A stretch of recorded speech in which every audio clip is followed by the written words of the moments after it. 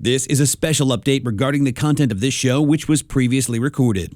The EMS Cost Recovery Act has been approved as part of the New York State budget, thanks to the efforts of Suffolk AME, the Firefighters Association of New York, the Long Island Firefighters Legislative Committee, and our partners in government.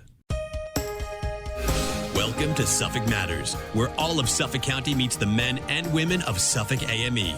News, opinions, and insights you won't hear anywhere else. Welcome to another edition of Suffolk Matters on Walk 97.5 and 94.3 The Shark, where Suffolk County meets the men and women of Suffolk AME. News and views you can't hear anywhere else. My guests this morning are the members of the Long Island Firefighters Legislative Committee. We have Bill Thies, James Rand, and Don Corkery joining us this morning. And before we even get going here, I hope that I know enough to know that maybe I'm not the person that's best suited for this. I'd like to have Tom Moran jump in. He's Executive Vice President at AME, past Chief of the North Lindenhurst Fire District, and currently working out of Farmingville as well, doing volunteer fire work. And Tom, you know, I think this is more your wheelhouse than anyone else on our team, so I'm turning it over to you. Okay, thank you, Dan, and I appreciate the opportunity to speak with some of my brothers in the fire service.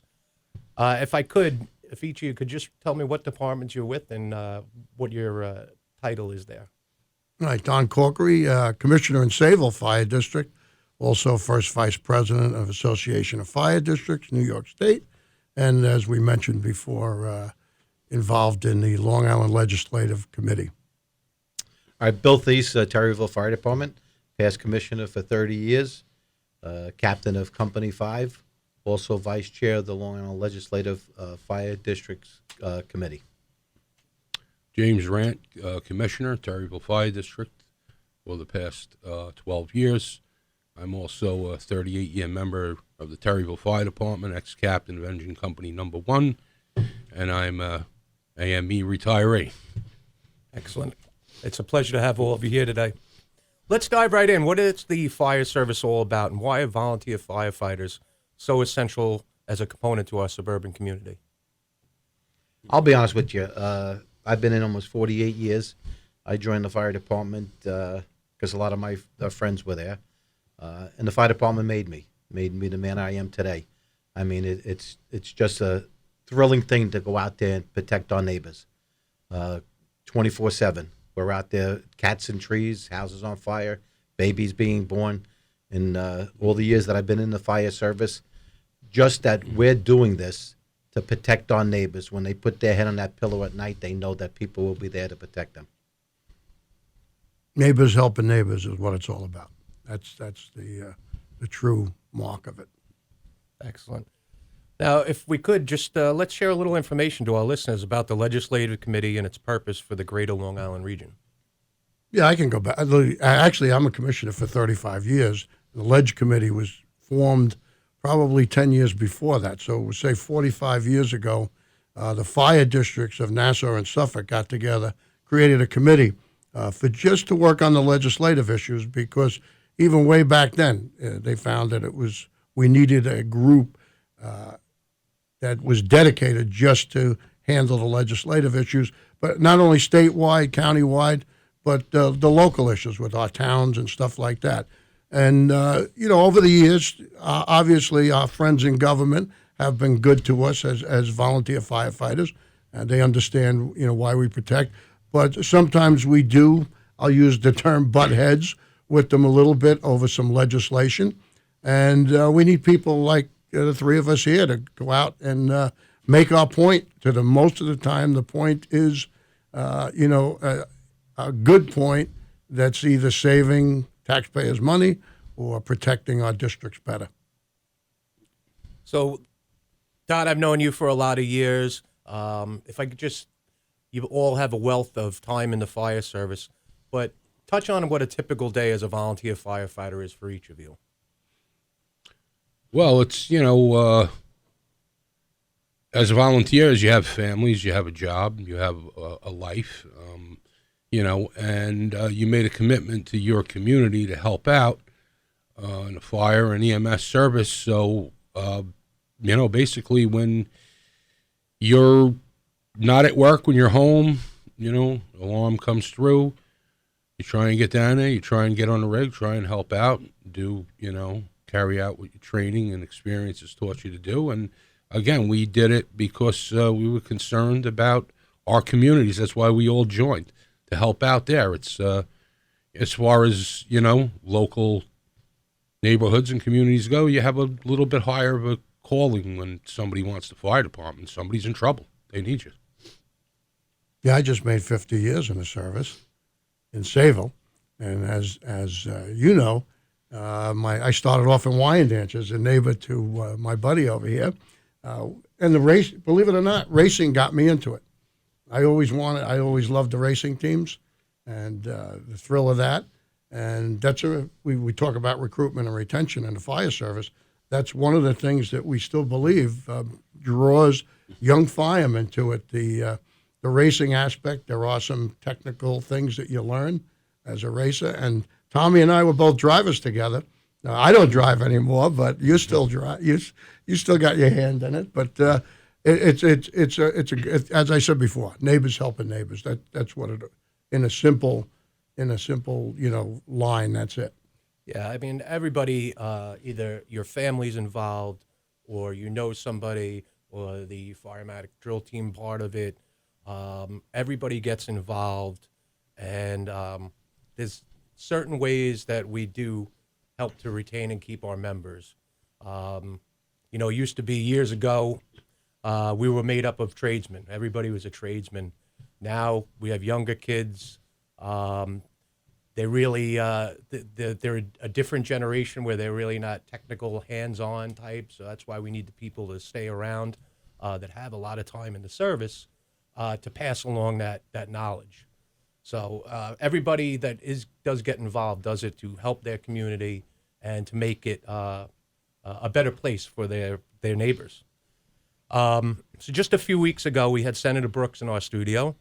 And him being a volunteer firefighter himself with the Seaford Fire Department, he's been a strong advocate in Albany for all things fire-related. What's been your dealings with Senator Brooks? Well, I'll be honest with you. We have to tip our hats to Senator Brooks. The EMS recovery course bill. It's been in the legislation for 16 years. This gentleman's been a senator for 5 years, and it's come out of the Senate for the last 4.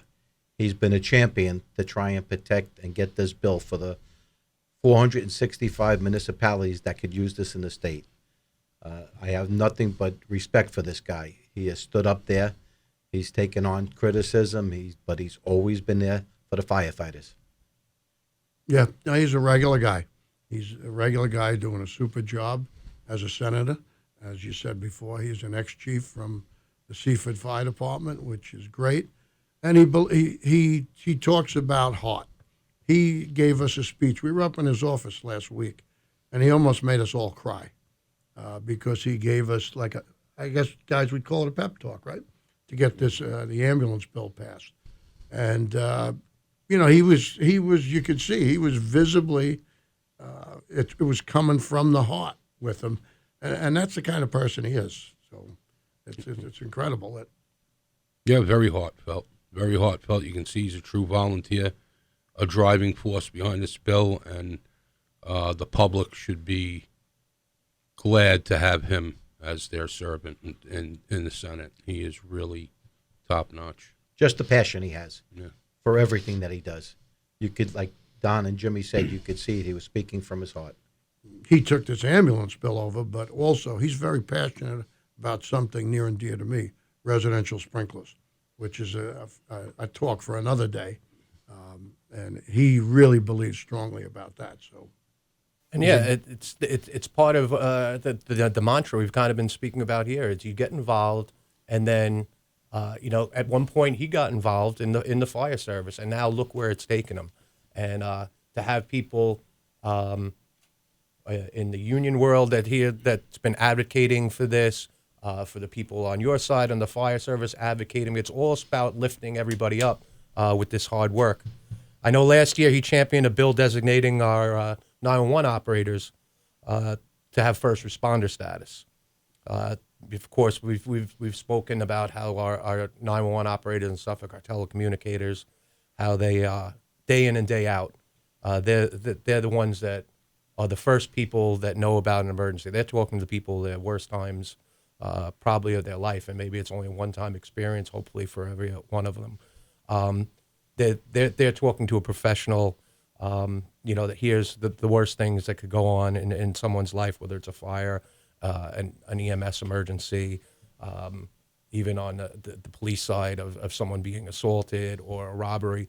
So we were thrilled that that got signed in, that it got signed in on 9/11, the 20th anniversary of 9/11. It really speaks volumes for someone that would be pushing that so far. But I wanted to get your take on, you deal with our AME.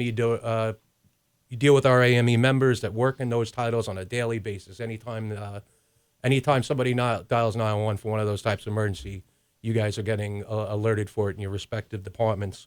But how do you feel that work transitions into helping you guys to do your jobs every day? Definitely, Tom. As you know, I worked for the county, just like you. I was the deputy commissioner of Suffolk, and I always had the highest respect for the dispatchers. I used to call it the dungeon downstairs. Did you guys call it? I don't remember if you called it that, but you're downstairs. Just a room without windows. You don't get a chance to. And Tommy said it right.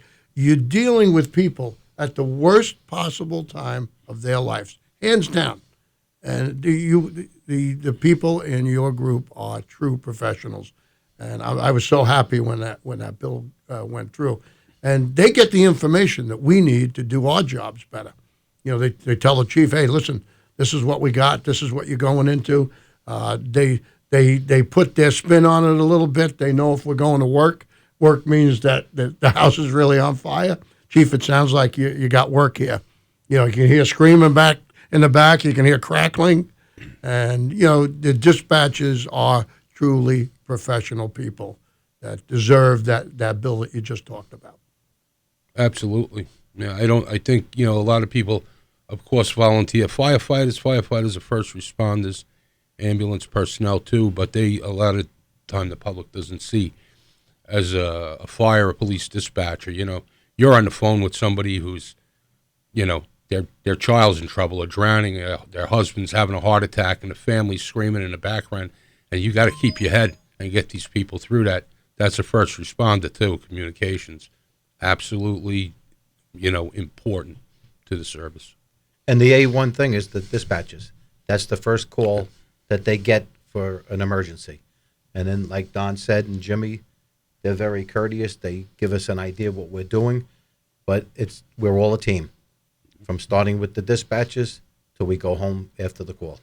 Yeah, I've spoken on our show about it before. I've done this for many years.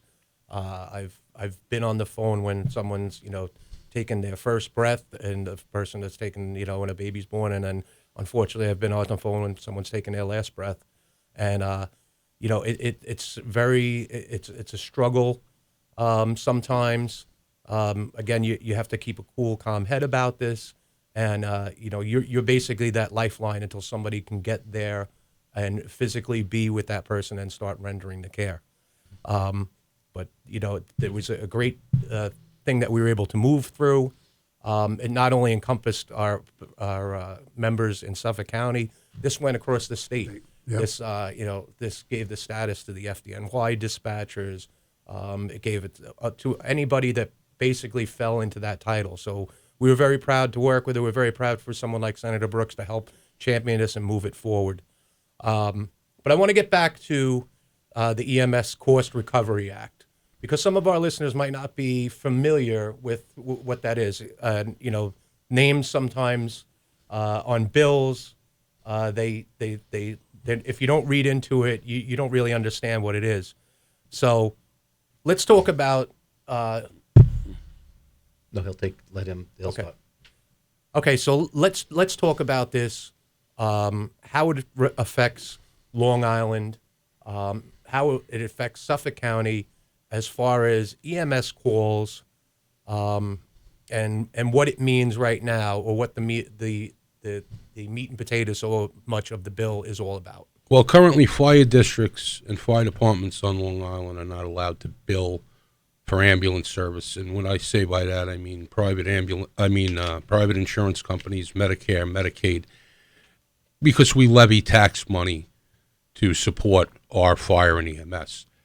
The problem is with the advancements in medical care and pre-hospital care, in the levels of training, resorting to have to hire personnel because in a lot of places EMS has grown beyond what the volunteers alone can handle.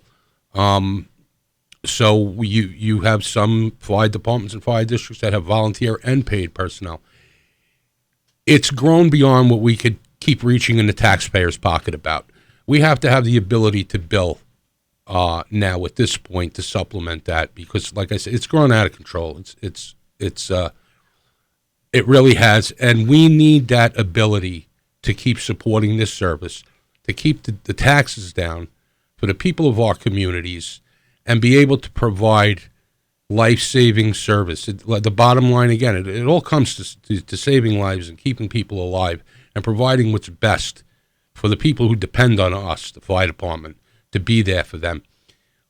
So that's why it's called fair play for cost recovery, because it will kind of even the playing field for us, for community ambulance services, for private ambulance services, and that's basically the meat and potatoes of it. I mean, we need to do this to keep a line on taxes and possibly reduce them. I think everybody in this circle here has a very vast background. I can speak for myself. I've been out of the chief's office 10 years, and I'm sure across the board, and you guys have probably seen it as well. Every year, our call volume increases every single year. If you drive around anywhere in Suffolk County, you see more and more housing going up. We've, in a post-COVID or coming out of COVID, we've seen that people from the city have migrated and decided they want to move to Suffolk County. Our population has increased. Along with that, a lot of these people are working from their homes. So there's a lot more people, and I don't think that people really understand that each year we see calls go up and up and up across the county, but broken down into departments, up and up and up, as well as other services that come into town, urgent cares and doctors' offices. A lot of that stuff, I don't think the public really understands just how many times a year those ambulances are rolling. We do 3,700 ambulance calls last year in Terryville. We had to put on 2 crews with the pandemic. The pandemic killed us. Our budget's like $6.7 million, $3.1 million to run the ambulance. With this bill, we're trying to recoup some money, which the people are already paying through their insurances. It's not going to cost the taxpayers a penny. If the bill doesn't go through, then we're going to have to probably increase taxes. With this bill, we do not want to increase taxes. And that's a real important part of it, is that, with every year the calls going up and the demand for more and more services, that money is going to have to come from somewhere.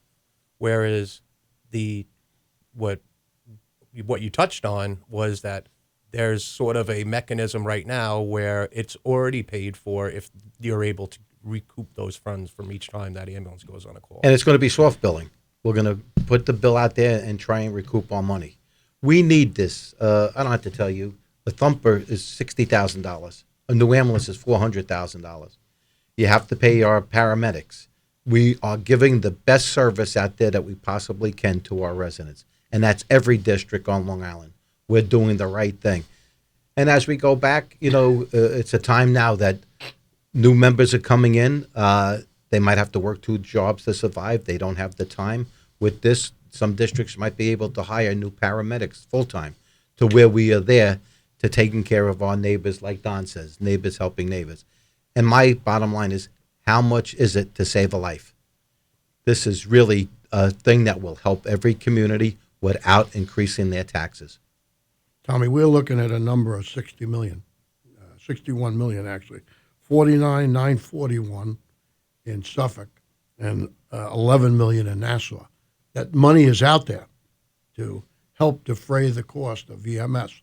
So it makes perfect sense, to put this bill on the table and get it passed. That simple. And again, these services that you're providing, again, with the call volume increasing and the population increasing, somewhere that money has to come from. And that's just, that's not, we're not talking about $10 here. We're talking about a lot of money that it costs to it. 3,700 alarms in Terryville. What's the size of Terryville's district? 5.5 square miles, something like that. So for 5.5 square miles, Talking like 11, 12 alarms a day.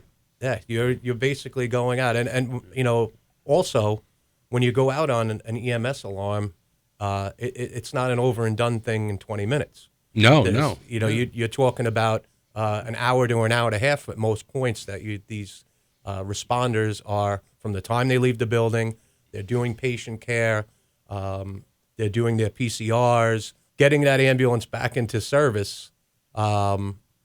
So they can go handle the next emergency, which is coming right behind the last one. And with the pandemic, our members never stopped. Whether you have paid paramedics or your fire department or the volunteers, they came out for every call. We are the true first responders of the state of New York, the volunteers. They're doing it 24/7. I have all the respect for the doctors and the nurses, but we are the first responders of the state, and no one should ever forget that. We're out there 24/7.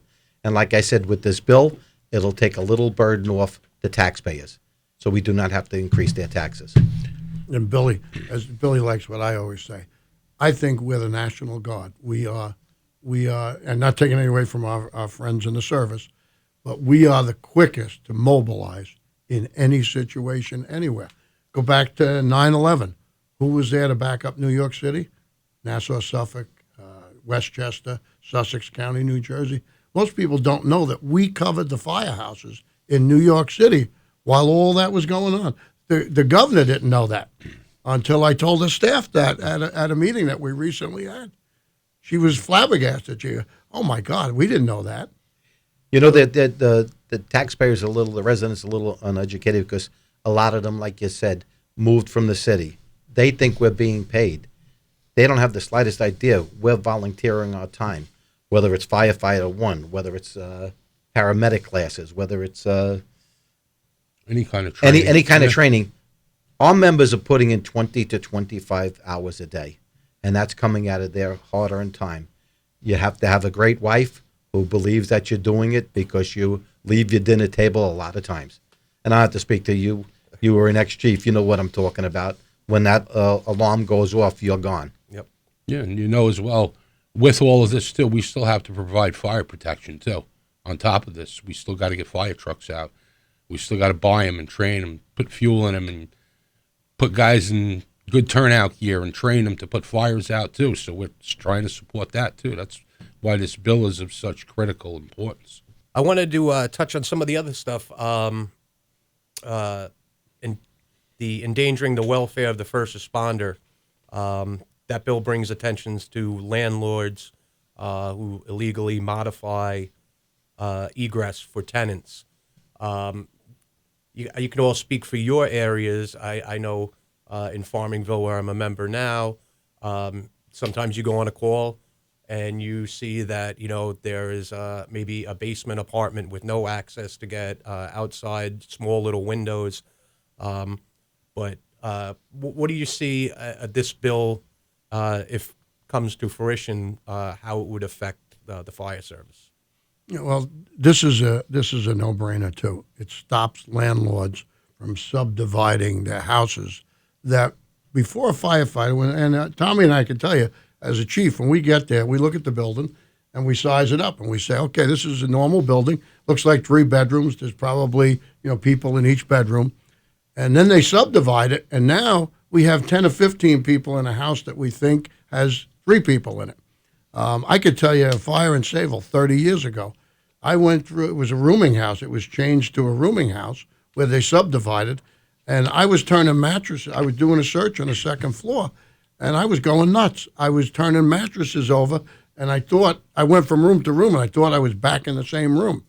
So it takes its toll on a firefighter because you see a normal house, you expect a normal house, you don't expect a room subdivided maybe 2 or 3 times. So this is a necessary thing as well. And like you said, not only the firefighters are taught when they get to the front step with the hose line, they put their air pack on. They take a quick snapshot of the house so they see how many windows they are. They see where they can get out. They see where they entered and so on. And Tom will tell you the same thing. A lot of times you get in there and it's a subdivided basement where they have an unauthorized apartment.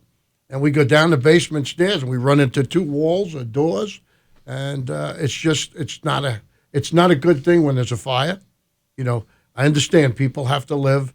I know the governor tried to do a good thing and let this subdivision of all these ancillary apartments go through. But in our business, it's a nightmare. Speaking for the firefighters in New York, it's a nightmare. Yeah, I think Don hit it spot on, and that's something that's going to protect the firemen too. I mean, all of that and then getting in there, like Don had said before, walking into a maze. Now you're walking into a maze under high heat, smoke conditions, bunker gear on, 40 pounds of breathing apparatus, carrying tools with you too. It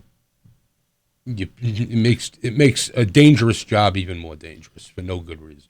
So responders show up at a house and maybe there's some type of civil unrest going on.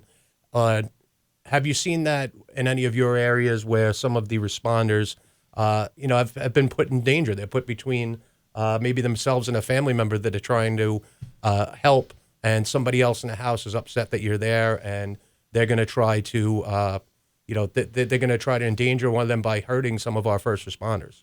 Oh yeah, absolutely. I mean, it's an occurrence as you know yourself, happens all the time. I mean, some of the first responders, in my department, have encountered things like, a gun underneath a pillow or a knife. And of course we try and have PD get there and secure the scene, before we put our people through there. But, you just never know. I mean, we go above and beyond, trying to protect our people. They're going there to help you. We don't want them getting hurt. So like I said, ideally, most of the time we can have, the police department secure the scene and, before we insert our people in. But you never know. There's been times where something comes up, just like you said, you don't know. That's like we touched about before, where we get the great work from the dispatchers to let us know what's going on without call. They'll try and have an idea in their voice or whatever things are happening. And we, like I said, that dispatcher is the start of the call to let us know where we're going to. And I could speak on sitting on the other side of that, of being the dispatcher. Unfortunately, sometimes you hear people in the service saying, what they said wasn't what happened. We get a phone call and say that we can go by what a person tells us is basically what we can do. We always don't have all the information. And sometimes, like Jimmy said, you walk into something that you didn't think that you were going to. Or they're keeping that information held back because they don't want to get in trouble because maybe they have a firearm in the house. Maybe they have some illegal narcotics in the house, but they know that they need help. So let's call the fire department because they're not going to come in and arrest me. They're going to come and help me. But then you get on scene and find out it's something totally different. So again, the work of the dispatchers is greatly important to gather as much information. And unfortunately, sometimes we don't get all the information because we're not given all that information. Crazy. One of the worst ones I've ever gone to. I was president of State Chiefs back in 2014. And it was up north of Albany. I can't remember which town it was, but the fire department ambulance showed up. The information was a woman in need of emergency care. Nothing about the altercation between her husband and her was given to the dispatcher. And the EMT walked in. The husband shot the EMT dead right away. I don't know if you remember that one. It was, and I remember, I was up in Albany, and I actually drove up there and spoke to the family. And he knocked on the door, and he You could hear the woman moaning and screaming. Opened up the door, and the husband was sitting there with a rifle and shot him right in the chest. It's a terrible situation, especially, again, with the volunteers that are basically doing things to help their neighbors. Crazy. And put themselves in harm. It's really been great. Once again, the guests here today have been part of the Long Island Firefighters Legislative Committee. Have been part of the Long Island Firefighters Legislative Committee. Bill Thies, the vice chair. James Rant, one of the members, and Don Corkery, a past president. I thank you, gentlemen, for being here today.